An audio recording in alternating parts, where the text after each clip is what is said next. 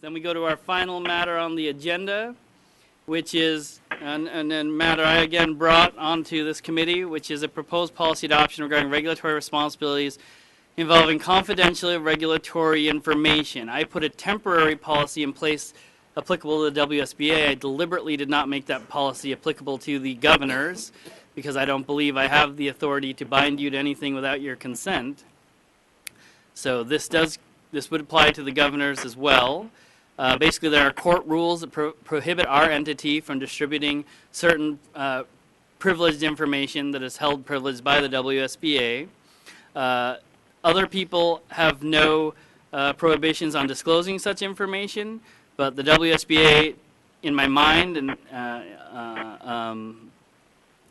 think on good advice, is that WSBA shouldn't become involved in facilitating or propagating information on behalf of people where we are not privileged to disclose such information. And that's how this matter came about. Chief Disciplinary Counsel Ende, would you like to address this matter? Just briefly, as made clear in the memo and the proposed policy, the rules for enforcement of lawyer conduct, as well as other regulatory rules that we're bound by, make it quite clear what is confidential regulatory information and what is not, what is public. If it's designated as confidential by court rule, the entity and all of its agents, staff, and volunteers are clearly and strictly obligated to maintain the confidentiality of that information. From time to time, others who are in possession of such confidential information, such as, for example, a grievant or a respondent lawyer, they're not restricted by those rules. If they choose to make something public, they may, and sometimes do. But sometimes they do it by delivering information to the organization, to the Board of Governors in a public meeting, or by directing information to a governor. But that doesn't change the character of the confidential information or the confidentiality obligation. So the purpose of this policy really is just to clarify that under those circumstances,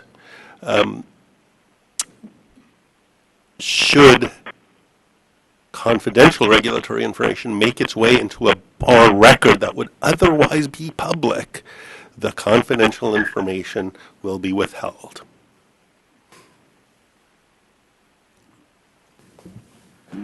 I move that we adopt the proposed BOG policy on non-dissemination or propagation of confidential regulatory information as submitted to us. I'll second that. It was moved by Governor Grabicki, seconded by Governor Peterson. Is there any discussion? I have a question. This is Alec. Governor Stevens. Yeah, my only question, I'm just trying to understand this. In most cases, I guess I'm asking Doug Ende, but others as well, would the governor receiving that information not from would that information normally have some sort of, I don't want to call it some sort of a notice that it is a confidential document not to be shared, or so that people are absolutely aware of what they've received and how they need to handle it? It's hard to know in advance whether an individual piece of information will be readily recognizable as confidential under a particular set of regulatory rules. Generally, should you receive something, you'll have a sense that it perhaps might be, and can consult with the appropriate regulatory staff.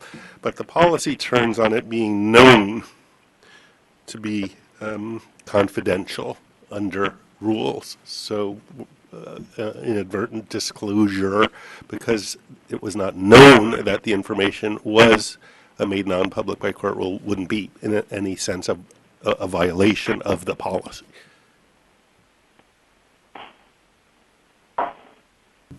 Thank you, but I think the board should always Is there a specific come to that.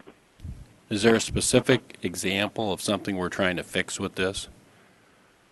It seems vague, and my concern, and I'll tell you why I asked that question, is I'm a very big proponent of this organization being transparent in everything that we should be transparent in, and what I hate to see are any rules that or policies that get put into place to then be manipulated later by some effort to be non-transparent. So that's the genesis of my question: is there a specific example that tells us this? We wish this were in place because of.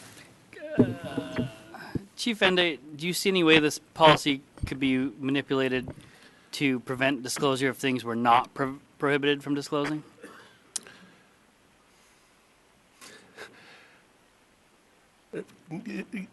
Give me Or if you'd please be... give me a few hours and I could find a way that any policy could be manipulated contrary to its intent. That said, I think that this is a pretty simple policy, and the concept behind it is that there are public meetings of the Board of Governors. We are in one right now. And were someone to come forward in a meeting and disclose to the governors in that public meeting information known to be confidential disciplinary information, and that was recorded and then made into a record that was a public record, that would be the type of problem we're attempting to address. Rajiv, I have a question then to follow up. So if we receive information in a public session, isn't that a waiver of some confidentiality? I mean, I don't know how a governor can be sanctioned for talking about or in a meeting or hearing in a meeting something that someone else has brought up to us, especially if they happen to be the object of, let's just say, a disciplinary proceeding. I guess I'm concerned about that. There is no sanction in this policy, and there's no prohibition on members of the public coming and speaking to us or telling us anything they want, and coming to that microphone and telling us anything they want. They will not be prohibited by that. This policy just would prevent us from becoming a party to replicating and transmitting information that the WSBA knows we are not allowed to disseminate by court rule. Is that accurate? Yes. So if we get anything like that, then shouldn't it be marked confidential so that we're aware we're not supposed to disseminate it? I don't even think we usually get confidential stuff, but if we did... We wouldn't be the ones getting it. You'd be being sent information by random human beings. So if we get a random communication, we're not supposed to in turn disseminate it. Is that the intent of this policy? Director Nevitt has thoughts.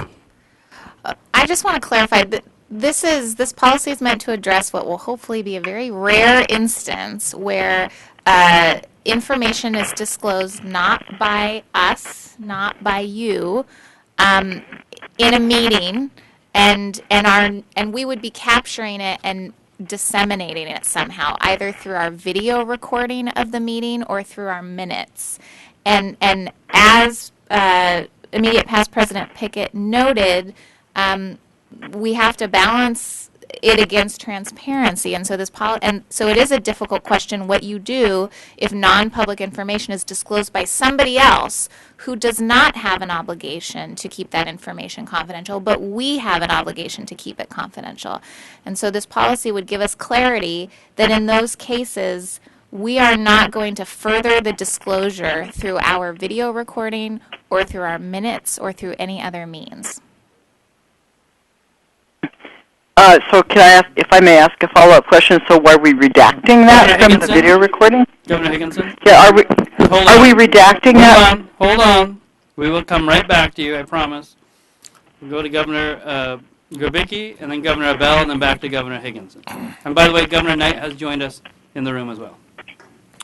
Doug, would an example of what this policy is seeking to address be if a grievant who had asserted a grievance that your office was handling came in here and in a public comment period started discussing that grievance and the allegations against a particular lawyer?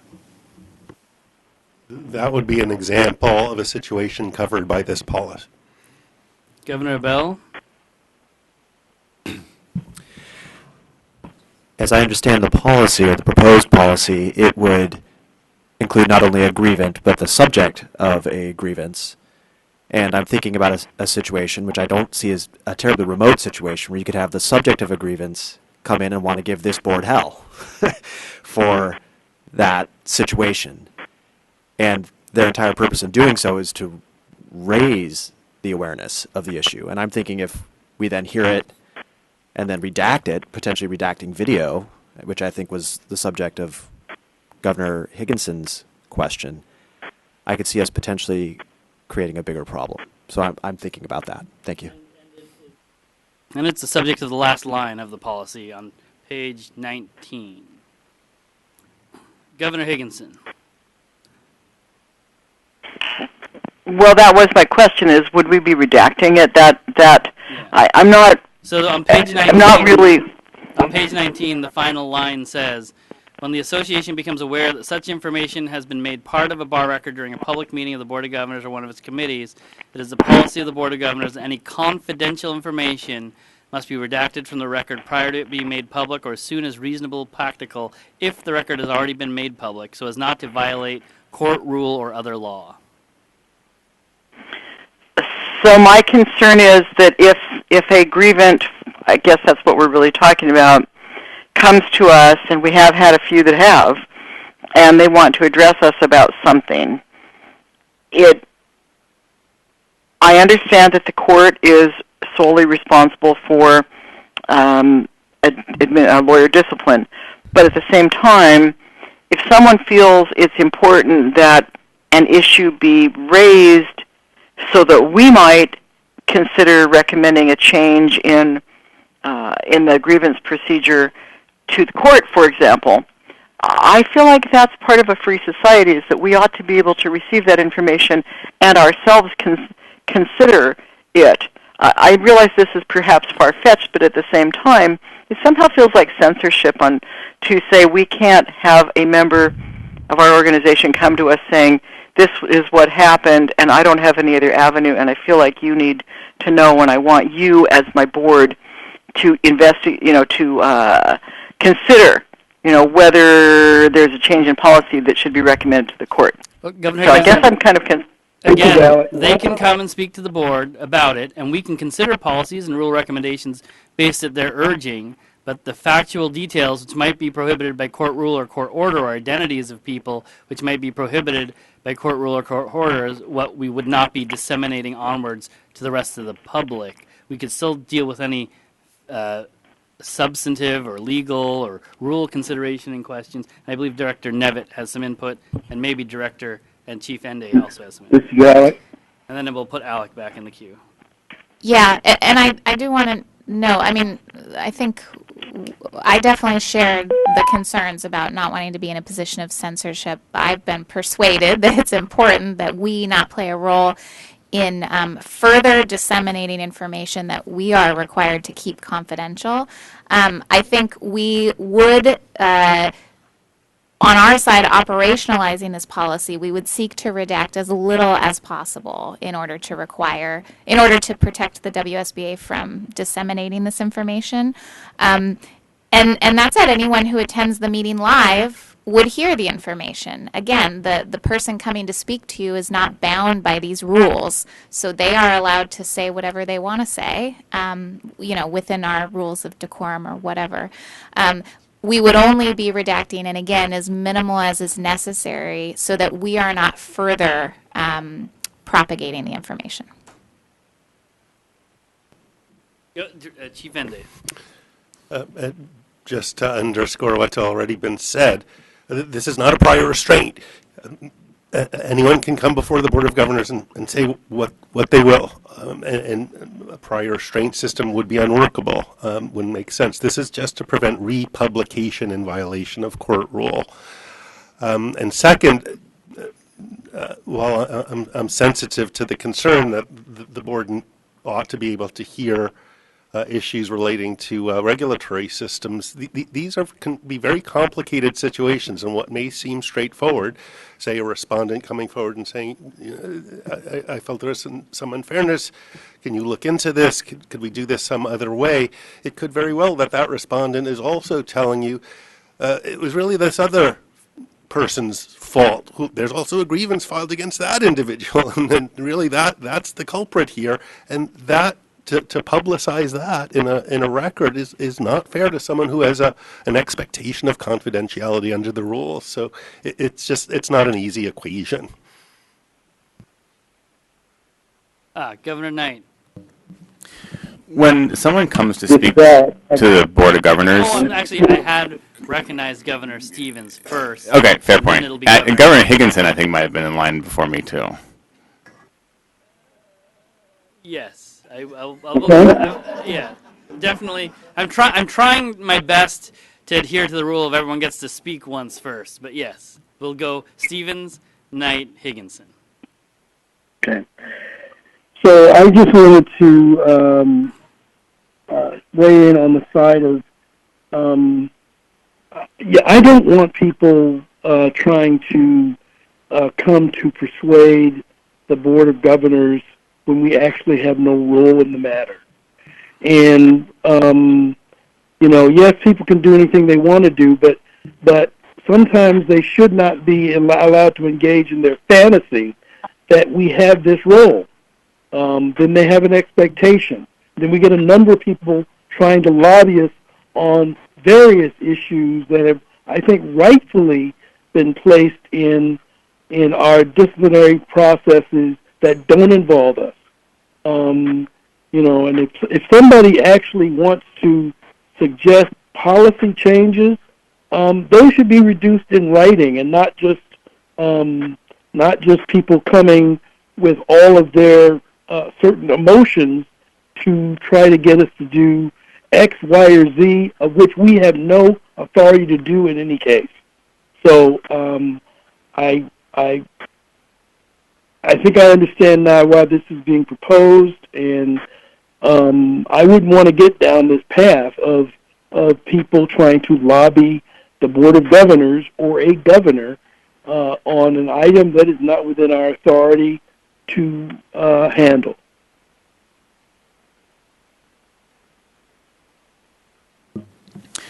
I just wanted to kind of consider something, which is, in some way, when a member comes to speak to the Board of Governors, they're in part speaking to the membership and not just to the elected governors. And I do understand the reasons for the proposal, but I have some concern with silencing their voice when there's one fair way to read it, that they're not just talking to us, but they're talking about things that maybe they want the membership to be aware of to make changes.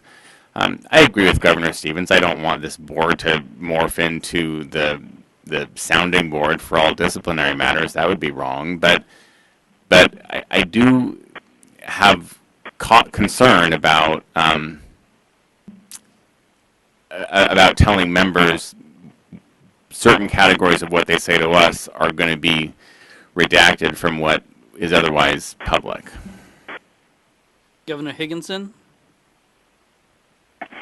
Well, I certainly agree with what Governor Knight says, and the comment I was going to make was, I think I understand the reason for this proposal, but to me, it's akin to the fact that we as attorneys have an obligation to maintain the secrets and confidences of our client, but if our client goes to a third party and disseminates what we've told them, they've waived the attorney-client privilege, at least in a lot of circumstances.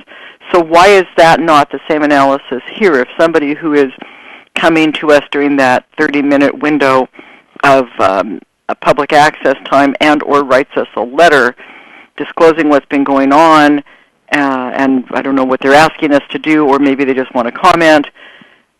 Realize that we're all aware we can't do anything about it unless it's some kind of a global policy issue that we are concerned about that we need to address with the court.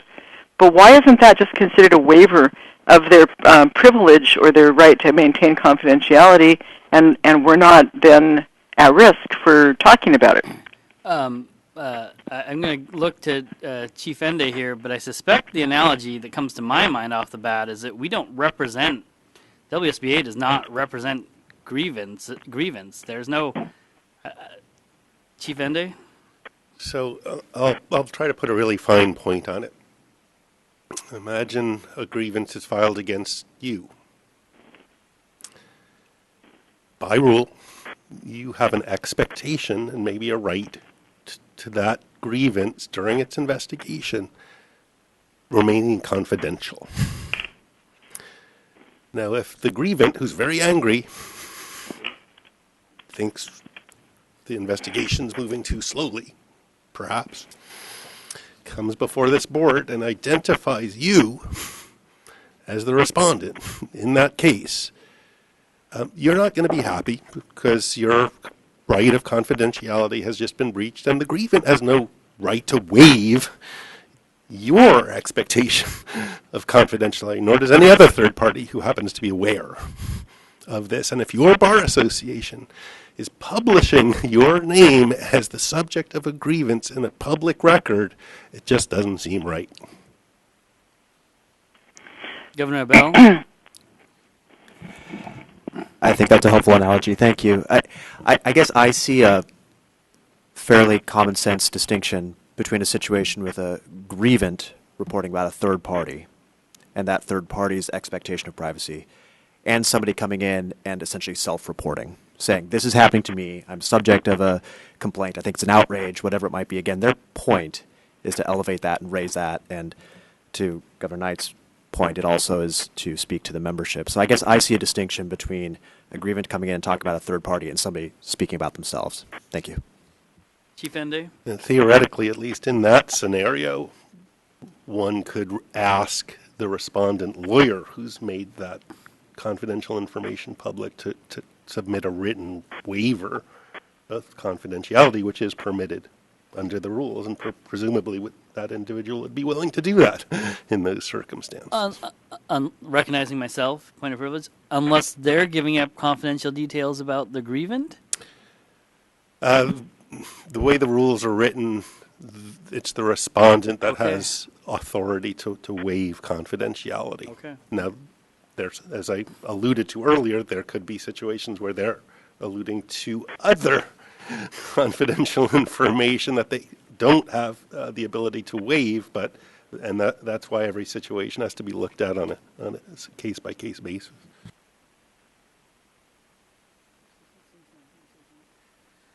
Any other governors or officers or staff members with thoughts?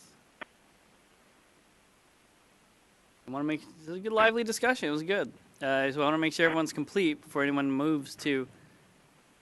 But I am gently suggesting a motion. You have a motion. Oh, great, lovely. Well, then, hearing no further comment, I'm moving us to a roll call vote. Brace yourselves. Governor Alex Stevens. Yes. Governor Dan Clark. Yes. Governor Sunitha Angelvel. Yes. Governor Paul Swagel. Aye. Governor Carla Higginson. Abstain. Governor Hunter Abell. No. Governor Bryn Peterson. Aye. Governor P.J. Grabicki. Governor Brian Tollefson. Governor Kyle Siketti. Aye. Governor Tom McBride. Abstain. Governor Russell Knight. Aye.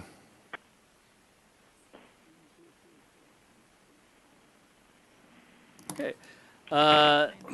With two abstentions, there's 9 votes in favor, 1 vote against, and 2 abstentions. The motion passes the policy is adopted. We'll see how it works out, and the board's always free to revise a policy, but I think this is a good step to protect this body and the WSBA in general and the membership's expectations in general. Thank you all for a productive conversation and meeting.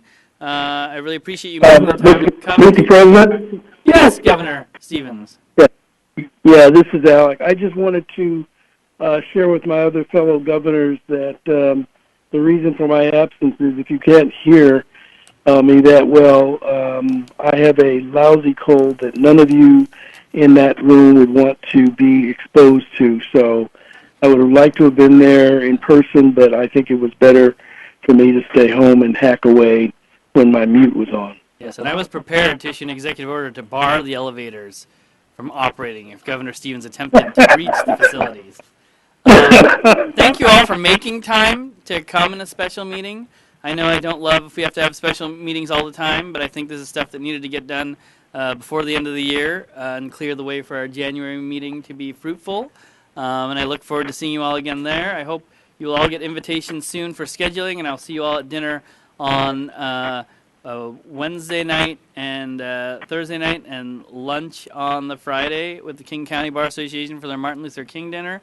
Our lunch on Wednesday night is going to be with Q Law, a very important group of lawyers who I think we should exchange more dialogue with.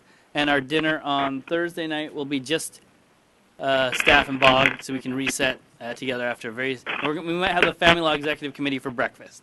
Thank you, everyone, and thank you for being here. Have a great day.